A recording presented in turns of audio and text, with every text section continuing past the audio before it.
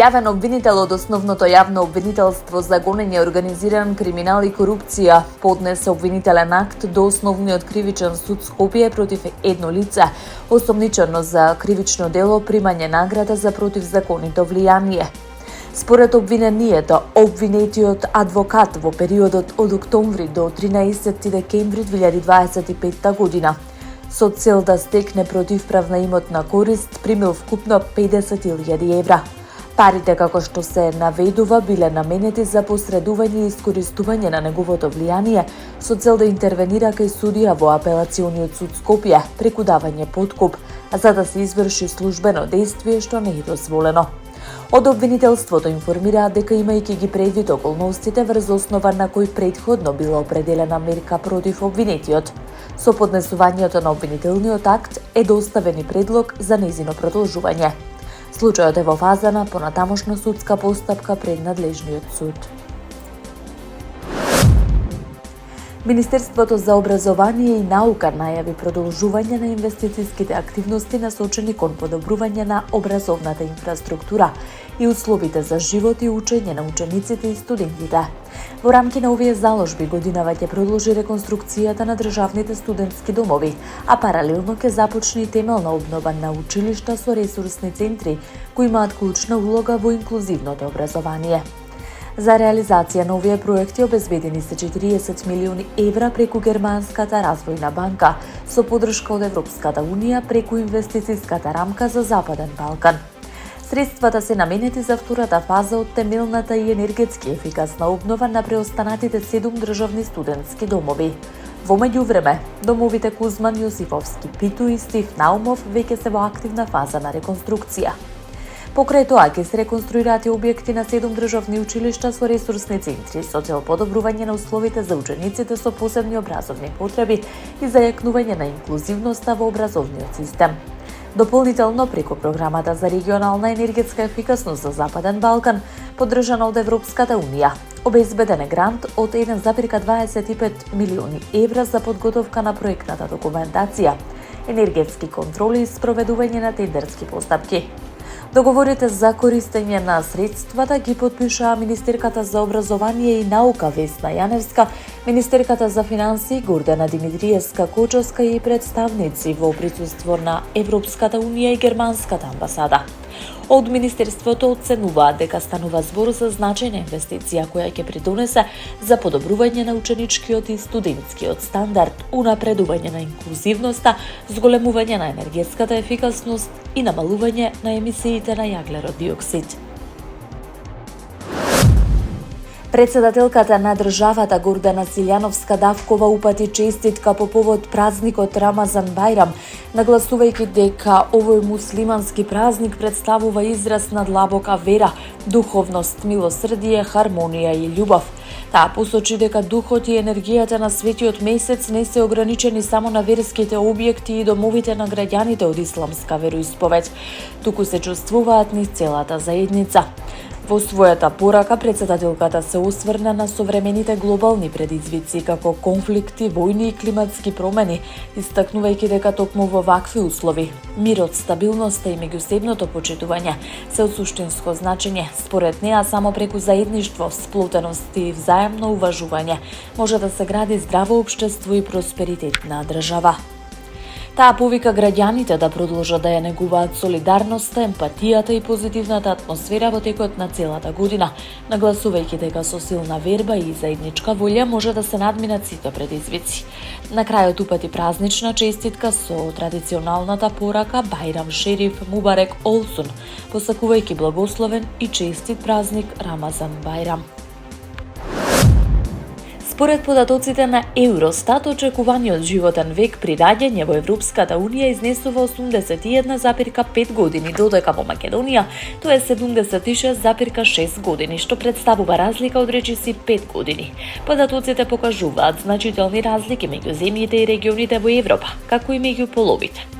На ниво на Европската унија највисоко очекуван животен век е забележан во шпанскиот регион, Comunidad de Madrid со 85,7 години, додека најнизок е во северозападниот регион на Бугарија со 73,9 години. Во рамки на Европската унија, жените во просек живеат подолго од мажите, за 5,2 години, а во Македонија таа разлика изнесува 4,4 години.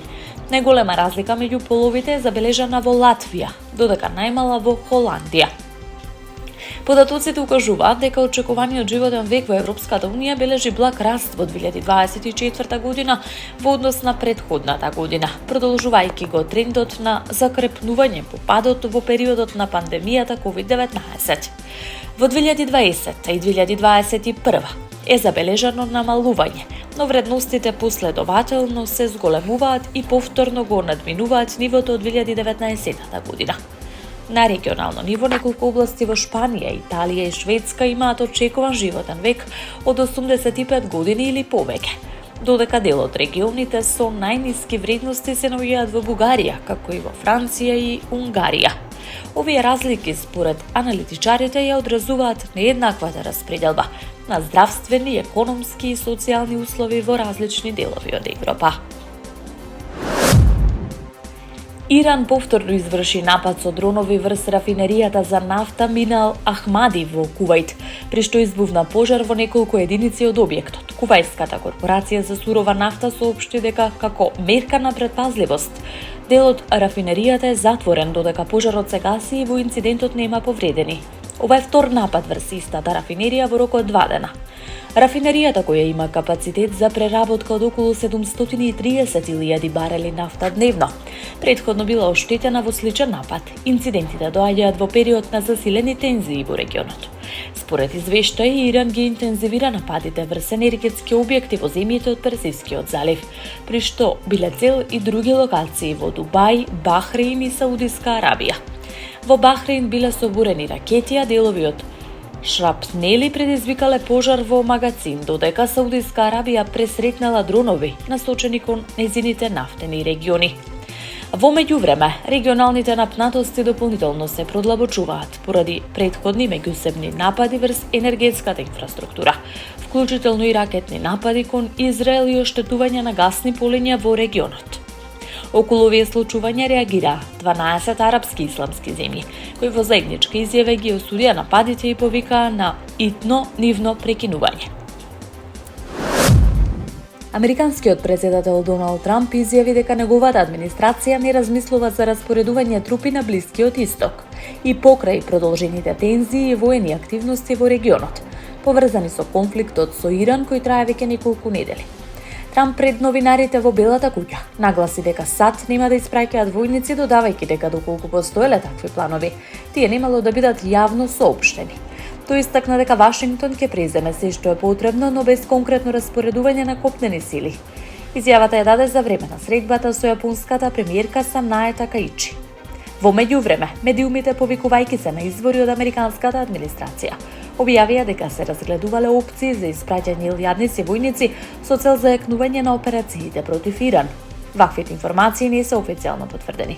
Според претходните извештаи од почетокот на конфликтот има загинати американски војници, како резултат на одмазнички напади врз војни бази во регионот. Дополнително се појавија информации дека Пентагон би можел да побара значителни дополнителни средства од Конгресот за финансирање на операциите.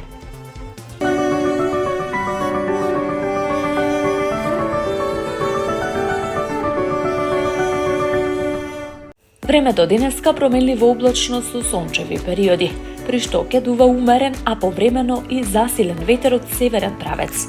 Утринските температури ќе се движат од -2 до 3 степени, дневните ќе достигнат од 8 до 16 степени.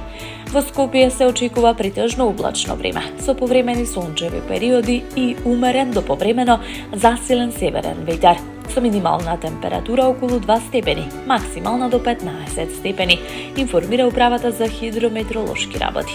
Во наредните денови се очекува слична временска состојба, со променлива облачност и засилен северен ветер, а в понеделник постојат услови за слаби врнежи од дожд.